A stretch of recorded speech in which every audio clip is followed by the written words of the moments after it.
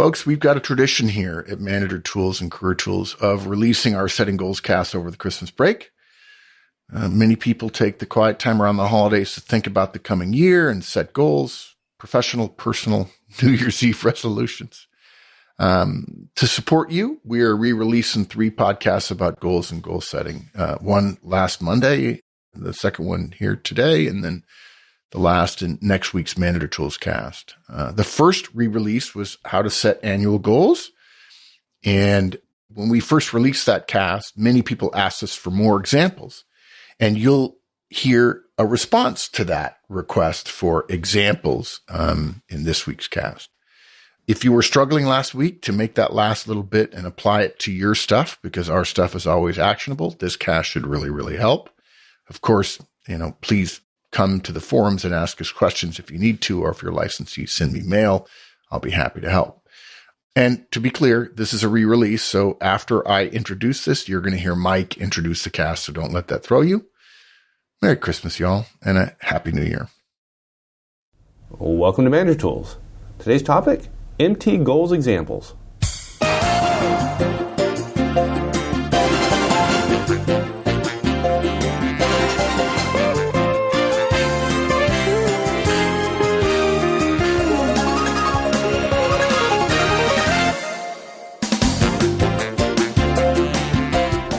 Our MT Goals 3-part cast generated a great deal of enthusiasm from folks.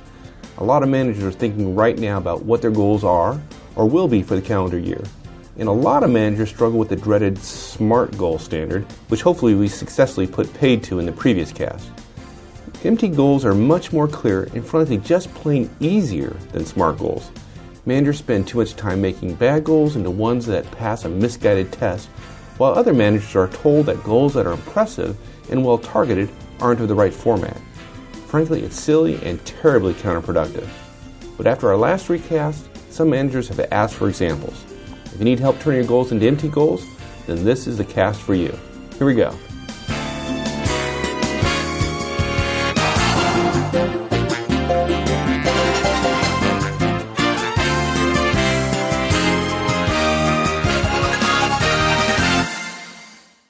So today's cast is a little bit different.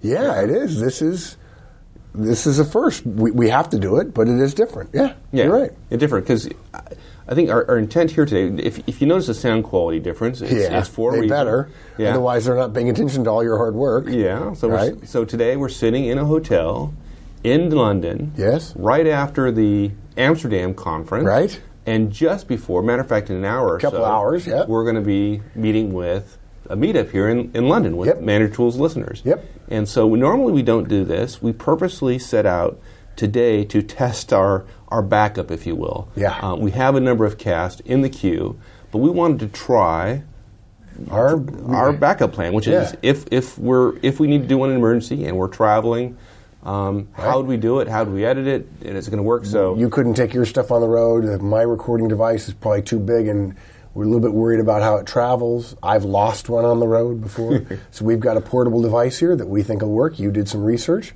And we thought, okay, we could probably do that on one of my trips. I could use it on one of my trips and record my end.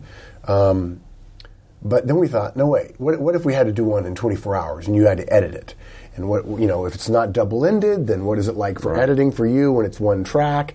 I can't drink water right now, even though I desperately need to, as those people in Amsterdam surely know. So we just decided we'd test our what would you call it, our disaster recovery plan. There you go. Right? And we figured, what better place to do it in London? And we thought it would give us a chance to give a shout-out to the Amsterdam folks and also to the 30 people joining us in London who you thought would be 10. Right. Yeah. So you'll know if it works. If you get this on time, you'll know it works. Right. Yeah, because we're recording it. It's 5 o'clock London time, Saturday afternoon. There you go. Yeah. Okay. Yeah. And we are absolutely nervous about doing this. We would prefer to just give you one of the, but we got to do this at some point. So let's try it. And so feel free to give us some comments in terms of how well you think it worked. So all right. So you said before that this cast is a triple threat. Yeah. In addition to the whole disaster recovery thing, there's another triple threat on top of it. First, it is pretty rare that we record on such short notice because of what's happened in terms of demand and requests and so on, comments. Second, it is in response to specific requests, which we generally listen to and put in the queue, but we don't respond to this quickly. But I think it's a function of the timing of the end-of-year annual goals and so on. Probably we could have done a little bit sooner. And yet we've told people many, many times about the issues with CAS and when they can come out and so on, and how we have to be careful about clients and so on. And then we're adding something to a set of CAS, which we normally don't do, although you and I have been talking lately that we see CAS in a couple of years. They're going to have to go back and revisit some topics just because we tried to cover everything in 40 minutes. Right? And there's no way to cover 5 hours in 40 minutes unless you leave stuff out. So we may be expanding on some of those. But yeah, it is I think it's it's very unusual, to say nothing, the disaster recovery or doing it in London, or me having to say time out every time I want to take a drink of water for fear that my voice will go out after weeks on the road talking. So good. Okay, so a triple threat indeed. It's so hard not to be as responsive as we'd like to be with all the variables in scheduling. So this is good, and I think that these examples are going to be very helpful for a lot of managers. Yeah, I think the concept is great. I think listeners were right. We balked at putting this in the original cast because we just felt it was long. Right? It was. Yeah, it was 3. It really was. It was 3 casts, and we know that's long. And we were trying something a little different by going deeper into some of our background with the story of John and the Gate Guards, right? Which many people liked, and we had a choice to make about examples versus John and the Gate Guards, and both of them were good choices for different reasons. Yeah. And what we heard was good story, and we need this too. So that's why we came back to it. Yeah, and I'm glad we did the John the Gate Guard story because we got a lot of positive feedback. Yeah. That was very useful for folks, and it was a good change of pace from what we normally do. So for those of you who wrote in and gave us that feedback, well, not feedback. Comments. Yeah. Comments. We appreciate that greatly. Yeah. Okay, so this one's different though, right? I mean, this one's also different in another way because we don't, there's no structure to this one, right? I mean, it's just we're just going to list. Yeah. Right? There's we don't have any hierarchy or so on. And in fact, I have to go back and say one thing.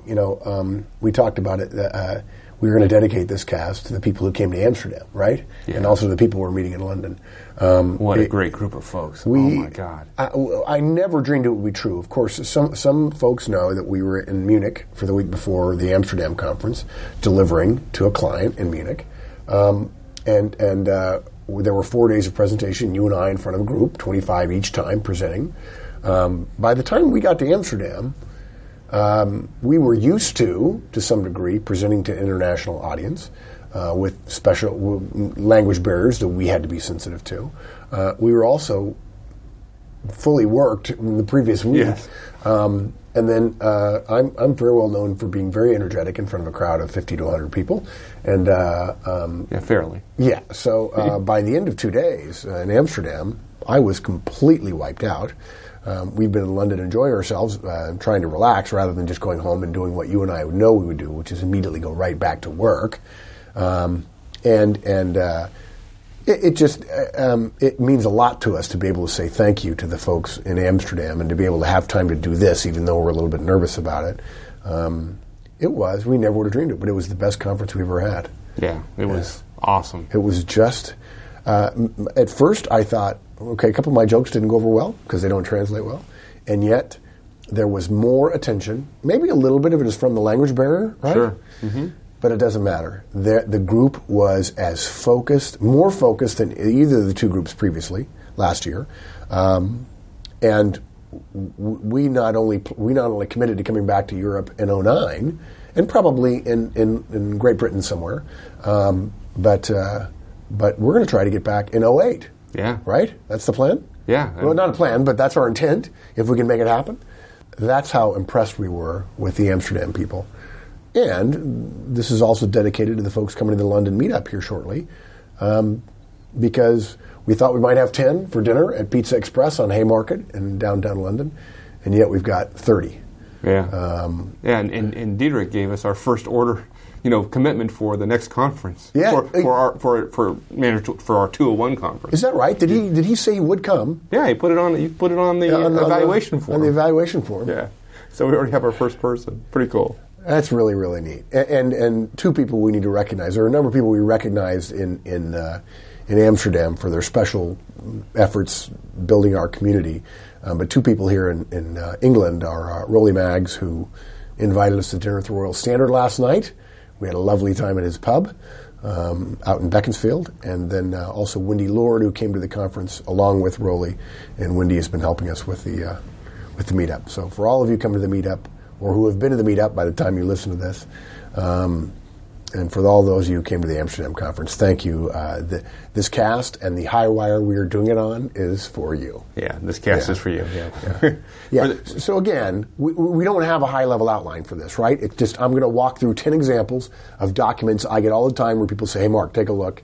Here's my goals for the year. Right. What do you think? And these are real goals. These are examples that sit in a fairly large organization as their annual goals that you were asked to look at. Right. And more importantly, SMART goals, right? Right. These are organizations that use SMART goals. Right. Or at least did at some point. Yeah, some of them were a couple of years old, but they were still SMART goals at the time. Good. Not that anyone was held accountable for them at the end of the year. That would be new wave thinking, right? The idea of revisiting your goals at the end of the year. We can't go that far. Yeah, let's not do that yet. It's only February, right? Yeah. Okay. So we have 10 of them, right? Right. Yeah. Okay. Yep. So let's start with the first one. Actually, why don't we start with number 2? Okay. Just because it relates to number 1, and we'll come back to number 1. So here's the raw data. Here's the goal. I'm not kidding you. I'm just going to say it. It's 4 words. Address, container, handling, efficiency. Address, container, handling, efficiency. Wow. Yeah. Wow. Right? And, now mind you, it's not just that they submitted that as a SMART goal. It was accepted as a SMART goal. It's mind-boggling. Okay? So, let's be clear. That was one of the sub-goals underneath a broader, quote, goal, unquote, which was, quote, on-time shipments, unquote. We're going to call that one on-time shipments, number 1. Okay, so number 1 was on-time shipments. Yeah. Gee, that sounds like a lovely concept. Yeah, it's one of those things that companies go into business to try to achieve, right? Sweet. More on-time shipments. It's like saying we want customers to like us or we're friendly. It's just sweet. It's almost like we forgot about SMART and we couldn't remember. We knew it was something that started with an S and ended with a T. So we'll just make it a sweet goal rather than look. If what we're wanting to do.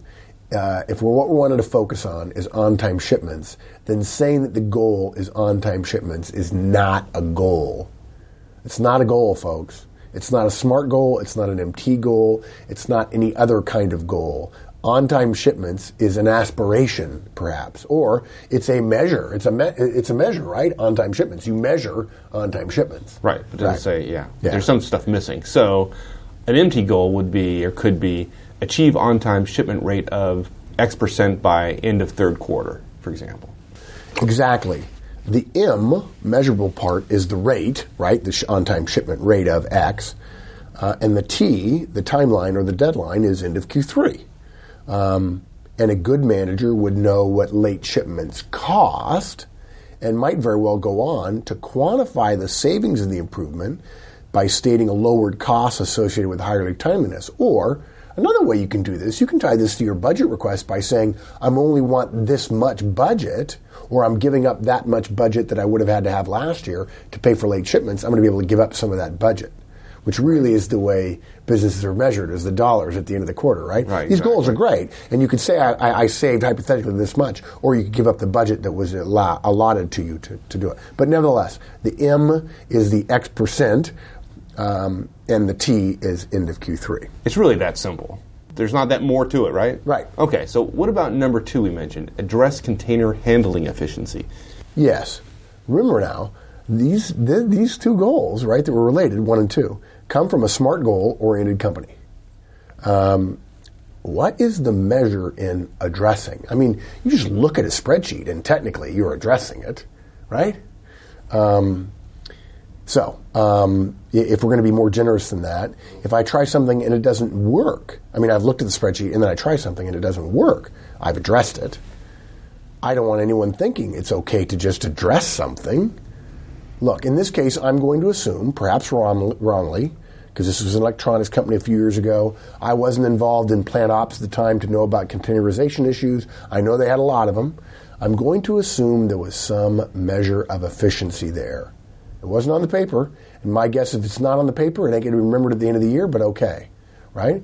But even if I didn't, I can assume for now that efficiency is a percentage and say the goal is achieve X percent container handling efficiency by end of Q2. That could be a huge jump or a small one. We don't even need to get into that. Yeah. We just need a measure. Yeah. X percent, right? And a deadline, end of Q2. Yeah. I mean, it is literally that simple. It's that simple. It is, okay, take what it is you're saying you're addressing. Okay, how are you going to measure whatever you're looking at, right? Maybe you measure it in units or dollars or percentage improvement or against a Six Sigma standard or some other quality standard or an AQP standard, whatever. You pick a measure, then you establish a standard, and then somewhere relative to that standard, you say, I'm going to get there by when, right? By what date? And that's it. MT. Measure it and make sure there's a goal associated with it, and then say by this date. It's very simple. It scares the hell out of people, but it's simple. Yeah. A number's pretty clear whether you hit it or not. Yeah. Which is the whole point. Yeah. And I go back, I'm sure we said it in the goals thing about Leo Burnett, right? We're not suggesting that people set a bunch of BHAGs, big, hairy, audacious goals that they can't reach, but we're also reminded of Leo Burnett, who said, the American advertiser, who said, whose motto of the company was, reach for the stars. You may not get one, but you won't end up with a handful of mud either. And so we don't take kindly to managers who want to skirt the issue of measurability by saying address container handling efficiency, because they don't want to be on the hook for the fact that container handle efficiency might slip on their watch. If they work for us, they're going to measure it. And if it goes down, you're accountable for it. Yes. And if it goes up, you get rewarded for it. Yes. And that deadline and that measure directly increases the chances of you paying attention to it and putting energy behind it when the stuff hits the fan. Right? I love that. Okay. Yeah. All right. Okay, so how about the third example? Ensure a profit-oriented mentality. Yeah, I can't believe that was passed off as a smart goal. Yeah, ensure a profit-oriented mentality. It's off the list. Now look, there were sub-goals or tasks, like have a training in Q2 or something about finances. But in this case, if that was where you started out with saying, okay, that's my SMART goal or that's my MT goal or whatever, I would recommend one of two things. Either eliminate the overarching profit mentality goal idea and just list the tasks for training as goals. In other words, you believe without saying profit mentality, if you do these 1, 2, 3, 4 trainings, people will move in the direction of profit mentality, but you don't know how to measure profit mentality, which I'm not so sure I would want to do that without some measures, right? Or figure out how to measure it. Right. You can do that either by setting a profit goal. Oh, that might increase your profit-oriented mentality, right? And this happened to be an overseas group that did report profits in and of itself. It wasn't a cog in a larger system where it was removed from its profits. So you mean, an example of a profit-oriented mentality would be the management team would be compensated for their ability or lack of ability to meet a specific profit goal. Well, yeah, or put differently, a profit-oriented mentality is you get profits. Right. If you want a profit-oriented mentality, you just need to follow the greatest measurement principle in the world, which is the things that get measured are the things that get done. If you want a profit-oriented mentality, you reward profits and you disincent the lack of profits. I mean, right? Because a profit-oriented mentality. What's the proof of that? The proof of that would be behavior. Profit. Well, profit and behavior around profits. Right. Discussions. If people are talking about all the time, how do we improve our profits? More revenues, less costs. Generally, in my experience, I'm not saying I know everything about finance. We joke about that. Generally, improving revenues and reducing costs tends to have a positive effect in the long run on profits. I'm just saying. You know a little. I'm just saying. That's all. I'm not trying to be Alan Greenspan, but yeah, in general.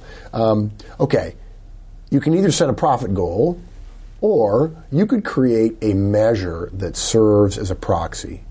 So look, maybe it's corny, but you could say team achieves 100% pass rate on corporate finance basics testing. Now look, maybe that's not a great proxy, but it is measurable, and it does increase the chances of getting a profit-oriented mentality far more than setting a goal that just says mentality. Right. Right? Particularly if you're in a part of the organization where perhaps your ability to influence profitability is harder, weaker, right? More attenuated by other Right. organizations. But if you're an IT organization where you don't influence it directly, you still might want to have a profit mentality, and that'd be a way of starting to get there. Right. Another way you could do, this isn't in the show notes, but another way you could do, since you mentioned the IT thing, another thing you could do is one of the things you could do is every project will be briefed to the IT organization based on cost, projected revenues, and therefore profitability. And we'll rank order projects by profitability in addition to workload for us. Yeah.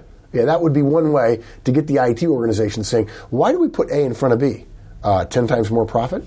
Yeah, but I don't care about that. It's way more work for me. Yeah, but everybody else in the company really cares about the 10 times more profit on this other project over here that you really don't like because it doesn't use your cool software. But frankly, we don't care about that. What we care about is profit. Right. Yeah. So. Yeah, and it's measurable. That's something you can measure. Yeah. It's behavior, it's observable, and it's measurable. Exactly. And when you go back to John on the Gate Guards, you don't need to be brilliant to come up with really fancy, from the consulting book, measurements. You need to think about things that will serve as good starting points. And maybe it takes you 3 years to get an ideal one, but you'll get there. Good. Okay. So what about number 4? Reduce lead times. I'm sure the manager thought simplicity was good, and frankly, I think I probably would have considered that a reasonable goal at the beginning of my career. Yep. Technically, if the lead times get shorter, there is a reduction. Sure, there's no deadline, but I suspect that the manager thought that if he made headway in January, he'd just keep working at it. Okay, I agree. That's very compelling justification. Not that all justifications are logical, but it's still. But even though it's justifiable, or it's justification, it's a terrible goal. It's only measurable in the vaguest of ways. In other words, technically, if you reduce it, great, but there's clearly no deadline. And so I go back. What about, again, an X% reduction in lead times by Y date? That certainly works. The MT goal is simple. And I know that you're not a big fan of percentages here. Yeah, sort of. I generally don't like a reduction of 5% or 10%, particularly when we're measuring something that is a percent, because it confuses people. If you're 87% on-time shipment and people say you're going to go up by 5%, somebody might think that you're going to go to 92, when really what you mean is 5% of 87, right, which is not 92. Right. So I worry about that a little bit. Now, 5% of whatever budget you've got is saved, so there's a difference there. I'm not adamantly opposed to percentages. I just think if you've got a percentage, you know what you're getting to, right? If you have an original number and you have a percentage, you can do the math to come up with a target, okay? I think it's a slightly more powerful message when you set a target number rather than a percentage. And I think if you choose a percentage without knowing what that would mean for a target, I think people just don't respond as much to a percentage reduction or increase. Imagine you set a 5% increase and you told somebody, we're 50% of the way there. It just seems confusing to me. Yeah. Whereas if the goal is to save $1.4 million and you save $700,000, you really are 50% of the way there. And now you're using percentages to talk about numbers, which is easier than a percentage to talk about another percentage. Yeah. The whole point of numbers and measurement is to make the things real. And the more levels of abstraction, mathematical levels of abstraction, just makes it harder. Yeah. Right? So it's not a hard and fast rule that I have against percentages. Percentages can be fine, but targets of numbers help better, we have found, than just percentages. Okay, how about number 5? Quote, reduce floor space used by inbound materials to allow for warehouse transition to R&D lab, unquote. Well, I think here the manager probably tried to get credit for helping out in an upcoming change. Right. And just showing that he was doing his part, really. I agree. That is what he told me he was doing. Okay. But again, just not measurable. So again, it might sound like what? Quote, by 15 April, provide 650 square feet of floor space to R&D project through reduced need for inbound materials storage. Hey. You used the word reduced in there. Yeah, okay. I bet you didn't like that. But, come on. That's not the measurable part. You can measure the 650 square feet. You can measure the 15 April. The reason I'm doing this is because of the new R&D lab. Maybe all I do is rearrange how we stack stuff, but we give them the space. It might be better to reduce both space and cost by using just-in-time shipments, but I don't have to do that to help the lab. And look, we're not saying that we have perfect goals. The state of goal making today is such that these we're reading about are considered good. We're improving them tenfold, and we'd be thrilled if someone made them even better. And in this case, I'd actually probably add a separate goal caused by learning that we'd have to reduce floor space about reduce holding of paid for inbound materials. Right? Good. Right? That would be a cost savings. We're not going to just tell the suppliers we're going to pay for it and you hold it. We're going to say we're not going to pay for it until it gets here. And if we reduce the amount of space, we reduce our cash tied up in warehouse. Right? Yeah. Yeah. Got it. Good. Okay. How about number 6? Improve performance review system. Here we go again with an improve in there, huh? Yeah. Oh, and I'm sure the manager was just like, yes, I'm finally got a chance. I've got the political capital. I'm going to improve it. And I hope we don't get any mail, though, about me beating a dead horse here, but it is so rampant using the word improve and the word reduce. We want to make clear how wrong-headed they are, improve and reduce are, when it comes to goals, unless they include a measure, improve by. So how can we improve this non-smart goal? Yeah, it's only non-smart. We don't want to say it's stupid. It's just non-smart, right? Yeah, we don't say stupid anymore. Yeah. We got enough feedback good. on Yeah, that. okay. Or no, nothing. Yeah, we didn't get feedback, and it wasn't actually you. I think it was me, but that's okay. Achieve X% on-time reviews. Achieve performance review training time. Achieve performance review training time to X hours. Achieve review returns to managers to X%. Now, any one of those might be argued it could be an improvement, but what if, for instance, training time was reduced but quality suffered? That's why we list. Yeah, okay, but that's why we list all of them, to make the point that you can have 3 to 4 goals that create the overall results. Yeah, if you had a bunch of really bad training that was short and it affected quality, okay, you get another shot at the apple, another bite at the apple next year. But if you put 2 or 3 together, one that worries about quality when you're starting to cut into training time, then that's the way you address that. Right. So you've seen several times where individuals create one goal that says improve, because there's really a whole bunch of things that wrap into that, and so they might replace that one poor SMART goal with a number of more specific measurable goals. MT goals, exactly, yeah. You could even say achieve training time of X and leave your quality standard the same. Unfortunately, the problem is too many places, they don't have a quality standard. So if you're going to MT goals, you may have to put 2 or 3 in place and then discover in your first year, oops, now I discover how bad my quality is. And maybe the next year, you're not going to worry about training. You're just going to worry about quality getting where it needs to be when it comes to annual reviews anyway. Right. Okay. So number 7. Engage in weekly one-on-ones. Well, we kind of sort of like that one, don't we? Yeah, it was nice. You can tell we were there, and we do think a lot of managers will be well served by having an MT goal of 03 one-on-one achievement. Yeah, but this isn't an MT goal, though, right? Or SMART goal, or anything really. Yeah. Engage in is, let's just say, weak. Now, achieve 90% one-on-one completion in each quarter. That's much better. It's perfect. Look, it's measurable, and it says it's got a time frame, right, each quarter. I just think goals like that keep managers on track, and it has nothing to do with one-on-ones. It has to do with being clear about deadlines. If you commit to stuff in your annual goals, it makes it much harder to stray. You're going to have plenty of curveballs thrown throughout the year. I will say that this goal came from a great manager in Atlanta, and we worked together to change it. I also remember that Alan Sika, a great guy we know, had a goal a year or 2 ago, which was, quote, average 3 one-on-ones per month with each direct. That's measurable, and there's a recurring deadline. So nice work, Alan. Yes. Yeah. Yeah, Alan's good. Yeah. Okay. Number 8. Realign lab duties. These really were all considered SMART goals by someone somewhere? I'm not No making way. this stuff up. Look, if you're going to realign duties, ask yourself why you're doing it. What's that great quote we know about that says, I was discovered later in life that we met every new challenge by attempting to reorganize. Reorganization is done frequently, and all it does is produce morale, low morale, confusion, and lack of clarity of hierarchy. As soon as we got teams working together, we'd reorganize them. It was written, that statement was written by Petronius Arbiter, who died in 66 AD. Amazing. So if you think that we do a lot of reorganizations now, they thought the same thing 2,000 years ago. Amazing. Because man hasn't changed that much in 2,000 years when it comes to his or her organizations.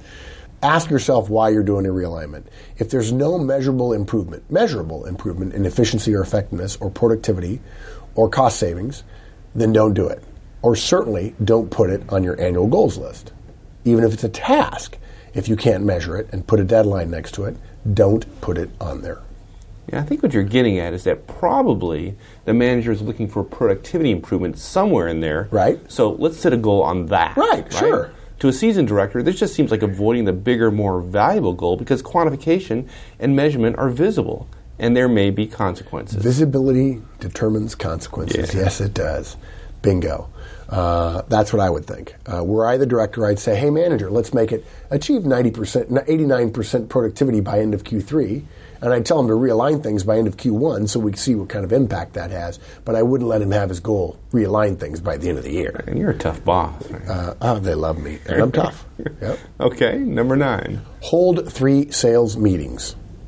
Technically measurable, and one could argue that there's an implied deadline in there somewhere. Yeah, and that's kind of why it's next to last. We can't argue that it technically doesn't achieve the MT standard, but we'd like to suggest that if you know something is MT, why not push this a little? For instance, why not achieve average rating of 4.25 out of 5 on sales meeting rankings at all 3 meetings, as based on attached standard meeting survey, or achieve cost savings of X dollars while maintaining 4.25 rating at all 3 sales meetings.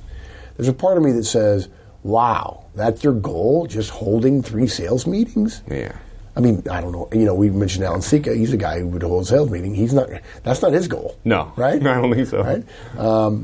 Would you really feel good about having them if folks really didn't like them, someone was disappointed, and someone left the firm after one of them? I mean, you met your goal, but then you lost people because they stunk. So, yeah. Yeah, the more I think about it, I really don't like this goal. Maybe we should have made this number 1 or 2. No. Look, but for some managers, to get to that, hold 3 sales meetings where everybody comes and they're all there, there's something to be said for it. So. Okay. And there's an implied end-of-year goal with that, right? Yeah. Yeah. Okay. So that brings us to number 10, which is a bit of a change. Yeah. When I was writing this show, over the last couple of weeks, actually, I just felt it was a little too negative. Even though we're trying to give people examples of what we see all the time, and we know that managers are doing their best, and the system drives some of their behavior to probably spend too little time on it, I just felt it was negative. And even though, again, we've seen all these errors hundreds of times, I think we ought to share an example of brilliant goals, all from one manager whom you and I both know. He's one of the best plant managers I've ever seen.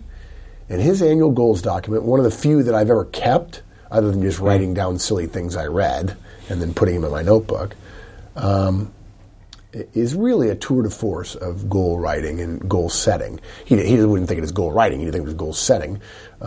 We can't reveal his name, and we're going to change a few details, but here are some of his goals.